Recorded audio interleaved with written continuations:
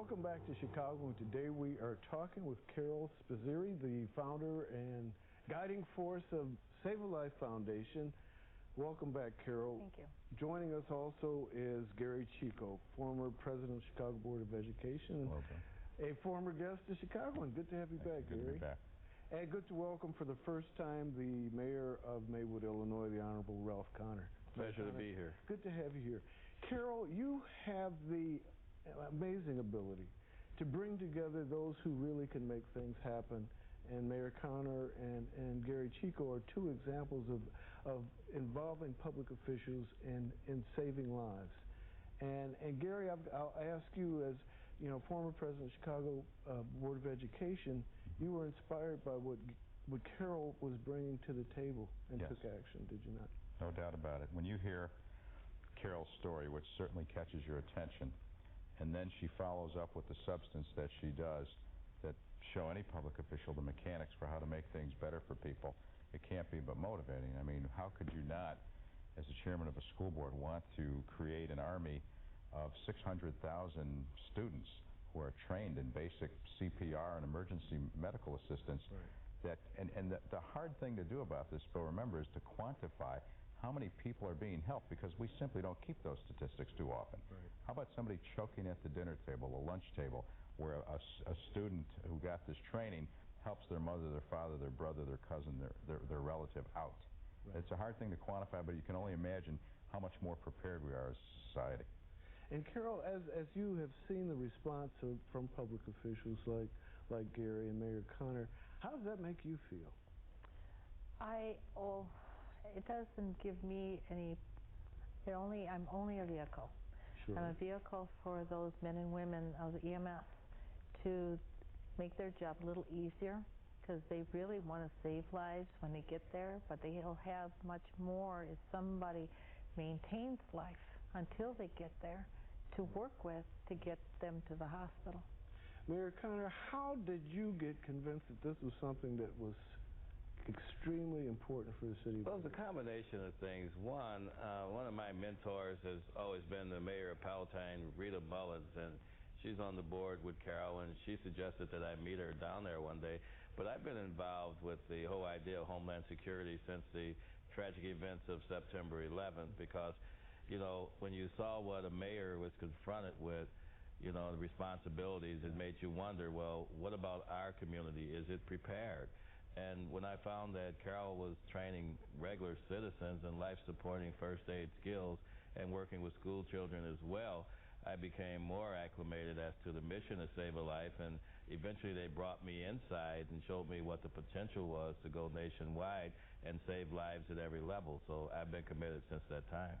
Now, how has the spread of Save a Life Foundation moved across the country? Well, we're in statewide in Illinois in the emergency departments of local community hospitals or teaching universities.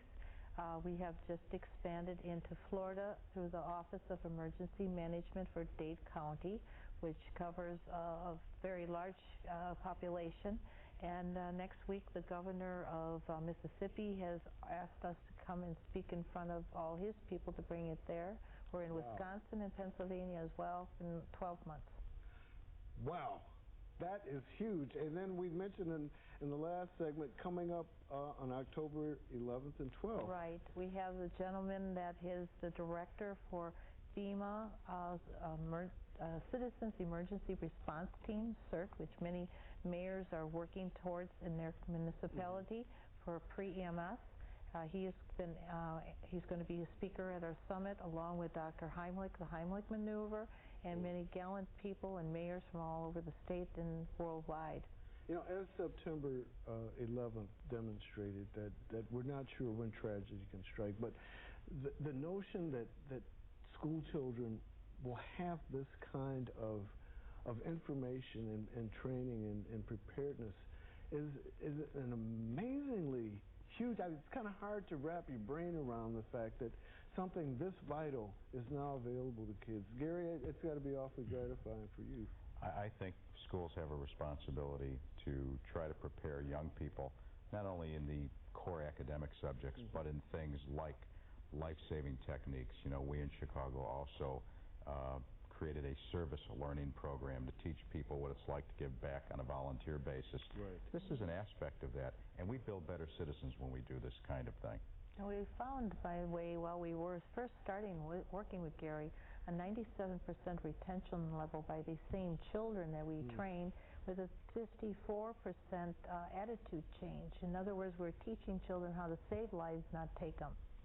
Boy, that can shift a child, I imagine, in ways that you can't otherwise, put together. To give a child the gift of saving a life, it's got to alter their whole perception of Nothing would build your self-esteem better than to be able to help another human being in that tangible way. Boy, incredible.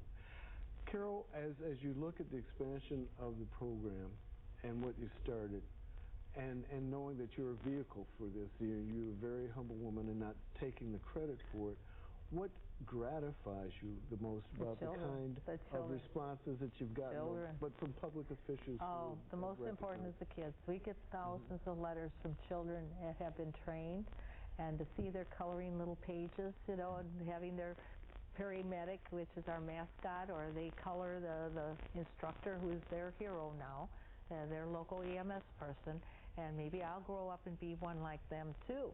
And I learned the Heimlich. I mean, those letters, in fact, I think State Representative Manikin can verify this. We were left out of the budget a year ago. He called me and said, enough's enough. I've gotten over 1,000 letters from children, and put you back in, you're back in. Wow. That says it all. Yes. Powerful lobby.